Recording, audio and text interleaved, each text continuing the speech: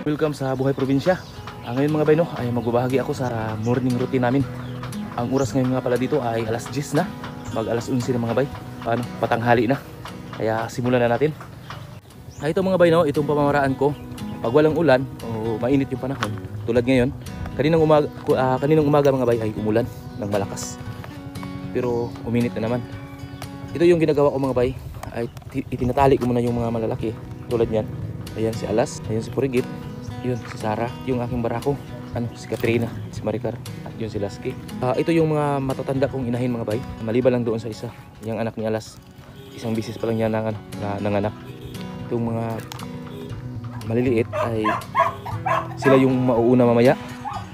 Ayun na yung planggana, inihanda ko na. Yan, nag-ano na to, nag-aabang na to sila. Yung iba ay nakalabas. Ando na naman siguro, naghanap ng makakain. Medyo tumubo na yung mga mga bay, mga damo or tinatawag dito sa amin na balili. Meron akong mga nakikita na bagong sibol ng mga damo. Ito dito, always ready naman to dito. Kasi itinali ko lang yung dalawa na bago pong alaga. At yung apat dito ay yung isa lang yung tinali ko. Ito kasi madalas tong lumalabas. Ito ay madalas tong naghahanap ng kanyang malalabasan, kaya ayan, tinali ko siya dyan.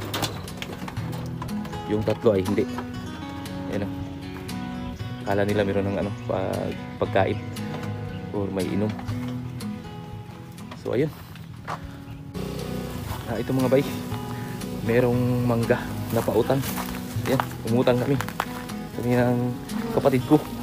Ayun o, umutang din siya.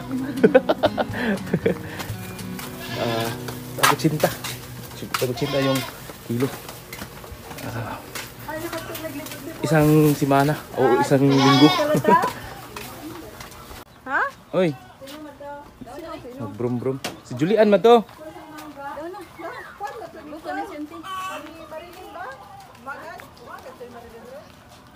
Put. Kuan ining otod ni Kuan. Doon kita. Sada malat. Outod siyang yabahan na. Liter na lata. Luto na siya. Nagsakay siya kalina? Ito kami, tugid kami sa may kuwan. Dam site ba? Hindi, brum-brum ikaw ha. Kapot mo lang lat siya. Ay mga bay, si Sabsab ay marunong lang sumakay sa unahan. Ayaw niyang bumaba. Oh, mangga oh, namnam. Namnam tara, namnam kita. Tara, namnam. Ikaw lang sinipo lang, namnam ko. Dadang ito ko sa shoot. Hindi naman andar. Ayan mga bayan, bumaba na si Sabsab.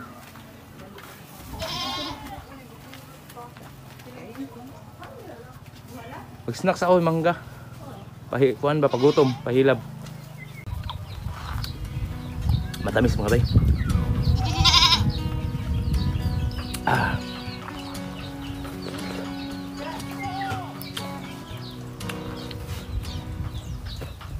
Matamis. Kain muna tayo.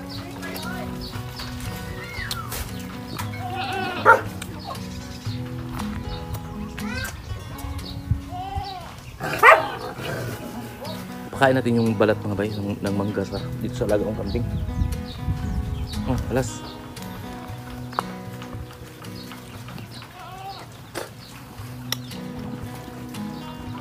Ayan.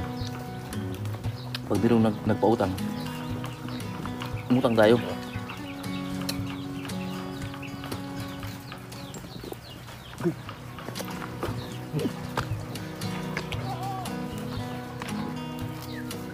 Ganito lang yung buhay dito. Itong mangga namin, matagal pa itong mangunga.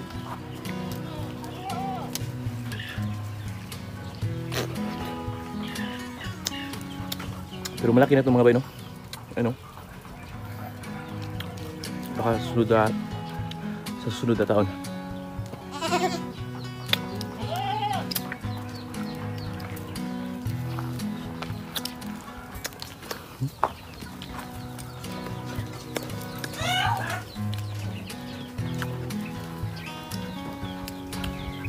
Matamis, hindi siya hindi maasim. Yung mukha ko lang, yung maasim.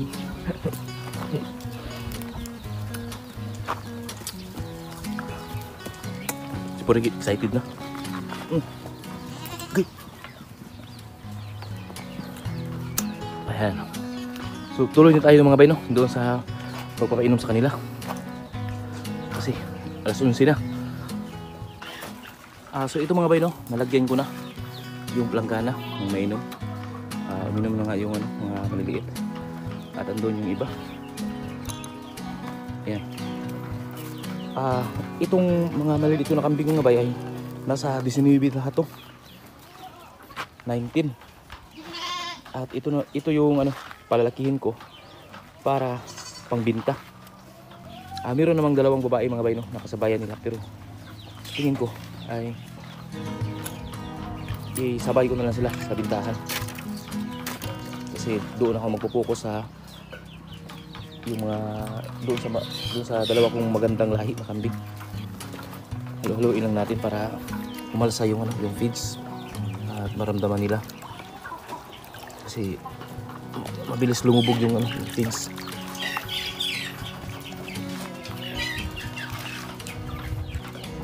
Meron dalawang babae dito.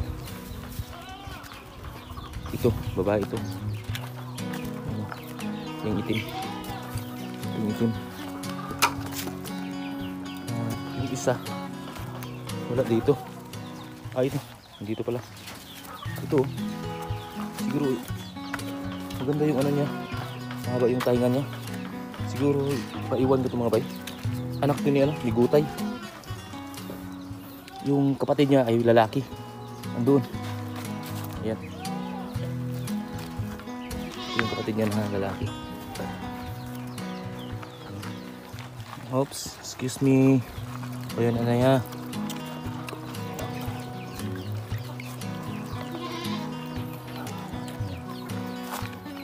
Para mahigop nila yung feeds. Pero umalis yung iba. Yan lang muna. Kasi pag lumaki na yan, matututo na sila na habulin nila yung tubig kasi yung feeds, uubusin nila yung tubig kasi yung feeds nasa ilalim. Katulad sa mga malalaki kong kambing mga bay, yung mga sinaalas ay uubusin talaga nila yung tubig kasi hinahanap nila yung feeds na nasa ilalim. Kaya pag yung mga malalaking kambing na yung pinapainom ko, hindi ko na hinahalo o ginagalaw yung tubig para mainom talaga nila yung tubig at tsaka pa nila makakain yung ano, yung feeds. Naglandi si ano, si yung barako ko, ano. Naghanap na yan ng ano, masasampahan kasi wala pang naglandi sa mga alaga ko.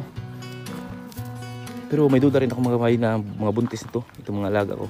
Kasi nung mga nakaraang buwan, ang ingay-ingay nila dito, nagsasampahan. Hindi ko lang masyado napansin kung sino na yung nasampahan. Si Alas lang. Ito napasampa to si Alas, kaso lang nakunan. Nakita ko kasi mayroong dugo na lumalabas sa kanyang hari. So, ito mga bay, no? Tapos ito sila, nabigyan ko na. Tapos ko nang nabigyan. Okay lang may inom at makain. Ayan. Pero yung dalawa ko na bagong alaga. Ito hindi ito mga bay, mahina siyang uminom. Hinahanap niya talaga yung ano, yung feeds na nasa ilalim. Pero itong isa ay ang bilis, ubos agad oh. So yung susunod natin na gagawin ay papakawalan na natin itong mga alaga ko. So una natin pakawalan ito, si Sarah. Ayan oh. Ganito lang. Yan. Takbo na yan. Takbo na agad doon.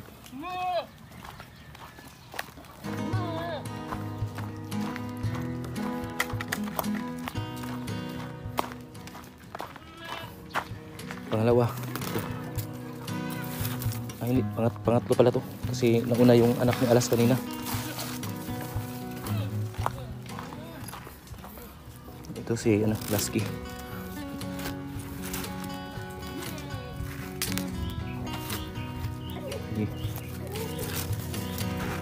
Sige. Ito pang-apat. Oops. Si Alas ay ano na, nagigigil na si Alas. Ito Alas. Sporigit.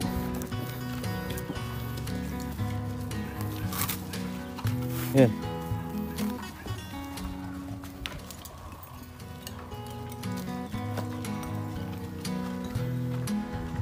Panghuli ito mga bay, itong aking barako. Kasi matakaw to siya. Kaya ipahuli natin. Yan, takbo na yan.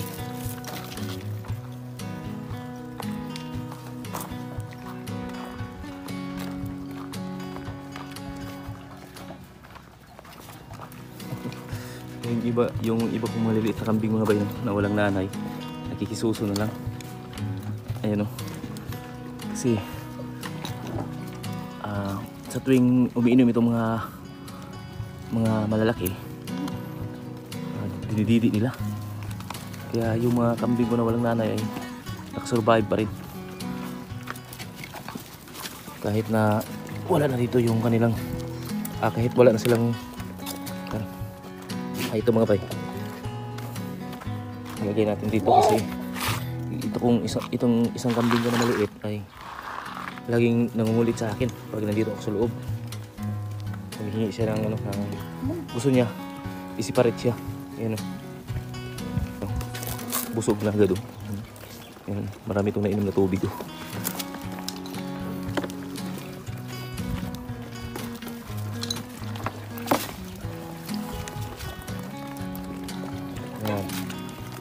Ito lang yung bumubuhay sa kanila mga bay, no? Sa loob ng 4 na buwan. Ka-4 na ngayon. Kasi nung January, nakapagpastol-pastol pa ako. Pero nung dumating na yung February, ay wala na talaga. So simula sa February, March, April, Mayo ngayon. Ngayon ay May. So pang-4 na nga. Magli-5 buwan na ngayong June. Yan lang yung bumubuhay sa kanila. Tubig na hinaluan ko ng feeds, cattle feeds, tahop. Naipakita ko na ito mga bay sa last video ko.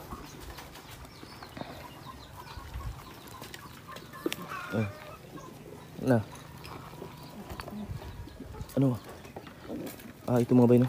Pumunta siya sa akin kasi yung pagkain niya inagaw ng ng manok. Ayan, no? Hoy. Shh. Wala, ubos na. Biyaan mo.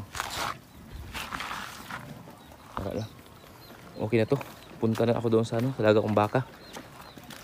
Pagkatapos kong magpainom sa aking alagang baka ay pahinga na. O magtanghalian na. So mga bay, no? Dito tayo sa alaga kong baka. Ito kay Brenda. Brenda.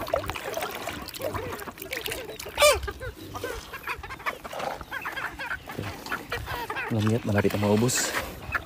Okay. Okay na to. Iwanan ko lang to sila dito mga bay. Mamayang 2:00 ay pastulog sila. Diyan lang sa may kawayan. Kakain sila ng mga dahon ng kawayan na tuyo. Yung mga nalalaglag lang dyan.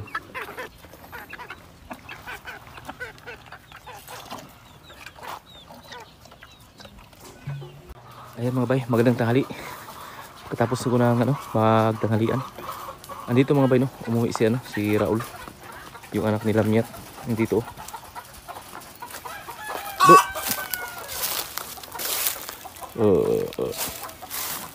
Maamo na to sa akin mga bay.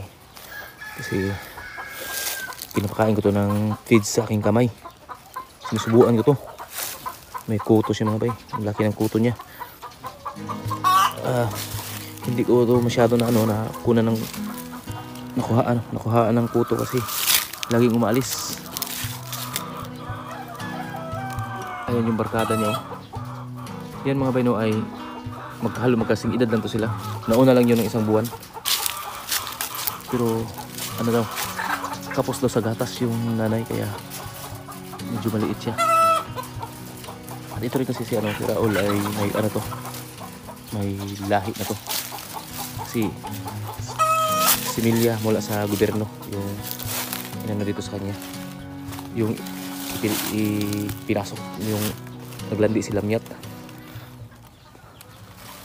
Dito na, dito kayo sa mga classmate. Uy, dito na.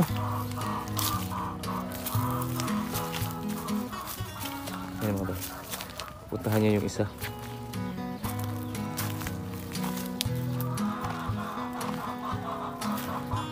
Daming kuto.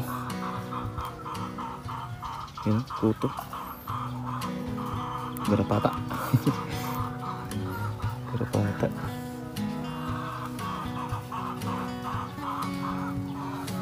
Mina. Yan o. Malaman o, malaman.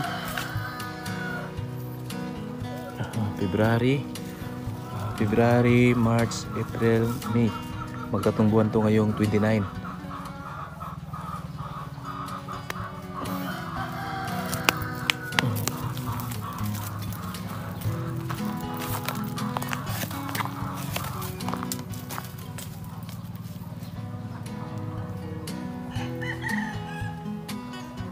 Umuwi na yung classmate niya, yung barkada niya. Magandang hapon mga bay. Ayun, nakatapos lang ng aking mga alaga magkapunan. Nakapos ako sa oras mga bay, no? Kasi pumunta kami ng lungsod kanina. Nagpahatid yung aking kapatid dahil nagpa-inject yung aking pamangkin sa anti-rabies. So yun, hindi na ako nakapag-video pa kanina. Magpakain sana ako ng miracle fruit kanina, pero nakapos sa oras. Yun lang, ito lang muna. Hapon na dito mga bay. Ayan yung yung araw. Ayan, papalubog na. So ayun lang muna mga bay, hanggang dito lang muna ang video ito. Maraming salamat sa inyong panonood. God bless ating lahat at happy farming.